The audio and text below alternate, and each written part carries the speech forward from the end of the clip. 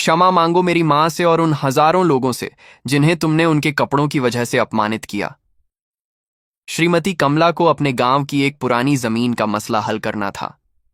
कुछ साल पहले उनके पड़ोसी ने उनकी जमीन के एक हिस्से पर कब्जा करने की कोशिश की थी। कमला जी ने उस समय ज्यादा ध्यान नहीं दिया क्योंकि वह चाहती थीं कि मामला शांति से सुलझ जाए। लेकिन अब पड़ोसी ने हद पार कर दी थी। उसने कमला जी की जमीन पर अवैध निर्माण शुरू कर दिया था। कमला जी ने फैसला किया कि वह जिला राजस्व कार्यालय जाकर इसकी शिकायत दर्ज करेंगी। उनके पास सारे कागजात थे, पट्टा, नक्शा और पुराने दस्तावेज। वह सुबह जल्दी तैयार हुईं, अपनी पुरानी सूती साड़ी पहनी और जिला राजस्व कार्यालय की ओर निकल पड़ी जी। लेकिन कोई नहीं जानता था कि वह शहर की सबसे ताकतवर महिला अधिकारी नेहा, डीएसपी की मां है। नेहा, जो अपराधियों को कांपने पर मजबूर कर देती थी, अपनी मां से बेहद प्यार करती थी। जिला राजस्व कार्यालय शहर के सबसे व्यस्त और रोबदार दफ्तरों में से एक था।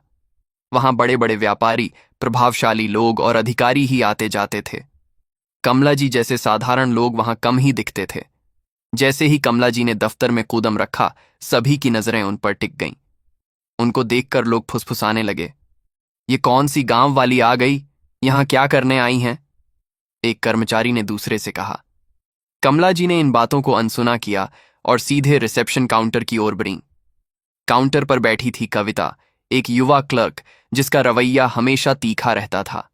कमला जी ने विनम्रता से कहा, बेटी, मुझे राजस्व अधिकारी श्री वर्मा साहब से मिलना है।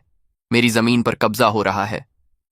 कविता ने कमला जी को सिर से पांव तक देखा और हंसते हुए बोली, आंटी, यह जिला राजस्व कार्यालय है, कोई गांव की चौपाल नहीं।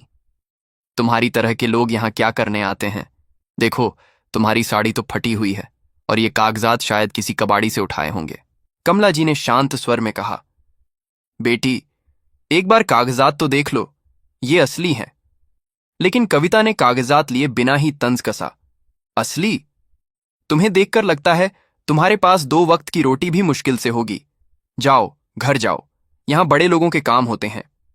कमला जी ने फिर कोशिश की, मुझे राजस्व अधिकारी साहब से मिलना जरूरी है, बस 5 मिनट। कविता अब गुस्से में आ गई। उसने जोर से कहा, हद है, तुम जैसे लोग रोज आते हैं, फालतू समय खराब करते हैं। बाहर निकलो, नहीं तो सिक्योरिटी को बुलाऊंगी। तभी राजस्व अधिकारी श्री वर्मा अपने केबिन से बाहर आए। उन्होंने देखा एक वृद्ध महिला काउंटर पर बहस कर रही है। बिना कुछ पूछे वर्मा जी ने गुस्से में कहा, क्या तमाशा है यह? कौन है ये औरत? कविता, इसे बाहर निकालो। ये दफ्तर है, कोई बस स्टैंड नहीं। कमला जी ने फिर निवेदन किया, साहब, मेरी जमीन। लेकिन वर्मा जी ने बीच में ही चिल्लाया, जमीन? तुम्हें देखकर लगता है तुम्हारे पास 2 फुट जमीन भी नहीं होगी। गरीब बनकर ड्रामा मत करो। कहते हुए उन्होंने सिक्योरिटी गार्ड को बुलाया। गार्ड ने कमला जी को बांह पकड़कर बाहर धकेल दिया। कमला जी लड़खड़ा गईं। उनके कागजात बिखर गए। लोग हंस रहे थे, कोई वीडियो बना रहा था, लेकिन किसी ने मदद नहीं की। कमला जी की आंखों में आंसू थे, लेकिन वह चुपचाप अपने कागजात समेटकर घर लौट गईं। घर पहुंचकर कमला जी ने अपनी बेटी नेहा को फोन किया। उनकी आवाज कांप रही थी। नेहा, आज मेरे साथ राजस्व कार्यालय में बहुत बुरा हुआ। मुझे भिखारी समझकर बाहर निकाल दिया, मेरे कागजात तक नहीं देखे। नेहा, जो उस समय एक बड़े ऑपरेशन की मीटिंग में थी, यह सुनकर स्तब्ध रह गई। उसका चेहरा गुस्से से लाल हो गया। उसने कांपते स्वर में कहा, मां, आप चिंता मत करो, कल मैं खुद आपके साथ चलूंगी। मैं देखती हूं कौन इतनी हिम्मत करता है मेरी मां का अपमान करने की। नेहा ने फोन रखा और अपने सहायक को बुलाया। जिला राजस्व कार्यालय के सीसीटीवी फुटेज निकालो।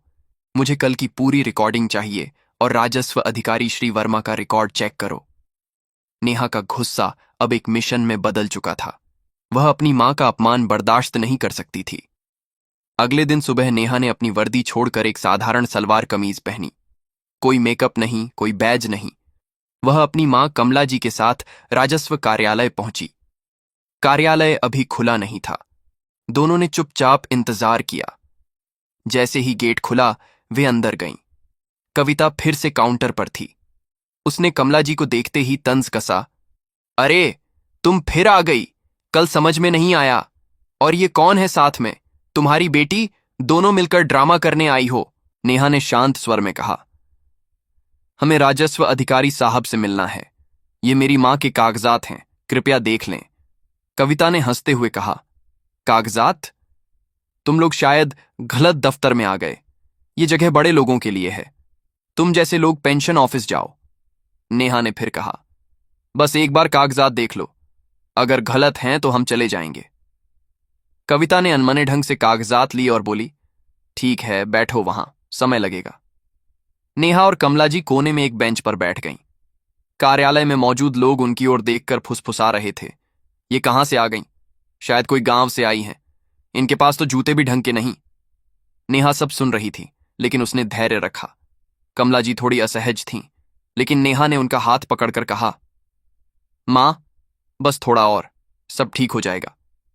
कुछ देर बाद नेहा उठी और कविता से बोली, अगर आप व्यस्त हैं तो तहसीलदार साहब से मिलवा दें, हमें जरूरी काम है। कविता ने गुस्से में फोन उठाया और राजस्व अधिकारी श्री वर्मा को कॉल किया। सर, 2 औरतें आई हैं, कह रही हैं आपसे मिलना है, भेज दूं? वर्मा जी ने अपने केबिन से झांक कर देखा। 2 साधारण महिलाएं, कोई अधिकारी जैसी बात नहीं। उन्होंने ठंडे स्वर में कहा, मेरे पास फालतू लोगों के लिए समय नहीं, कह दो बैठें।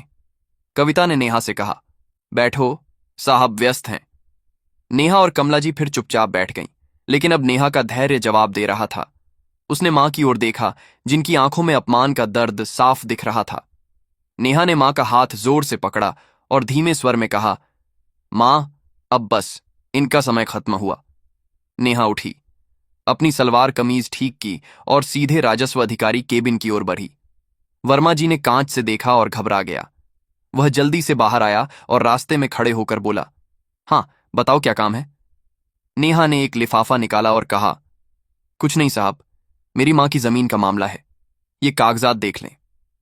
वर्मा जी ने लिफाफा लिए बिना ही तंज कसा। कागजात? तुम्हें देखकर लगता है तुम्हारे पास कुछ नहीं होगा। बड़े सपने लेकर आए हो। भीड़ मत करो, लोग देख रहे हैं। नेहा का चेहरा अब सख्त हो गया। उसने लिफाफा टेबल पर रखा और कहा, ठीक है, हम जा रहे हैं, लेकिन यह लिफाफा जरूर पढ़ लें, शायद आपके काम आए। कहकर वह मां का हाथ पकड़कर दरवाजे की ओर बढ़ी। दरवाजे पर रुककर उसने पलटकर देखा और बोली, श्री वर्मा जी, इस व्यवहार का हिसाब होगा, समय सब सिखाता है। पूरा कार्यालय सन्नाटे में डूब गया। वर्मा जी ने लिफाफा अनदेख कर छोड़ दिया और हंसते हुए बोला, पागल औरतें, जाने दो। लेकिन अगले दिन जिला राजस्व कार्यालय में तूफान आ गया। कमला जी फिर से आईं, लेकिन इस बार उनके साथ था एक काफिला। पुलिस की जीपें, सायरन की आवाज और बीच में खड़ी थी अधिकारी नेहा, अपनी पूरी वर्दी में, बैज चमकते हुए और हाथ में एक फाइल। कार्यालय के सारे कर्मचारी और वर्मा जी की सांसें थम गईं। कमला जी ने वर्मा जी के सामने खड़े होकर कहा, याद है मैं, वही गरीब औरत जिसे तुमने बाहर धकेला। अब सुनो, मैं डीएसपी नेहा की मां हूं और तुमने न सिर्फ मेरा बल्कि कानून का अपमान किया। नेहा ने आगे बढ़कर बोली, श्री वर्मा जी, आपके खिलाफ अनुशासनात्मक कार्रवाई शुरू हो चुकी है। सीसीटीवी फुटेज, गवाहों के बयान और आपके पिछले रिकॉर्ड मेरे पास हैं। आपको इसी वक्त सस्पेंड किया जाता है। अब आपको समझ में आएगा कि न्याय कपड़ों से नहीं, हेक्यू से मिलता है। नेहा ने फाइल खोली, सस्पेंशन नोटिस निकाली। वर्मा जी के पैर कांपने लगे। वह घुटनों पर बैठ गया और बोला, माफ कर दीजिए, मैंने गलती की। नेहा ने सखत आवाज में कहा, माफी मेरी मां से मांगो और उन हजारों लोगों से जिन्हें तुमने उनके कपड़ों की वजह से अपमानित किया। नियम साफ है, हर नागरिक बराबर है। तुमने नियम तोड़ा, अब सजा भुगतो। नेहा ने अपनी मां की ओर देखा और कहा, मां, इंसान की पहचान उसके कपड़ों से नहीं, उसके हक और हिम्मत से होती है। जो मानवता भूल जाता है वह अधिकारी नहीं रह सकता।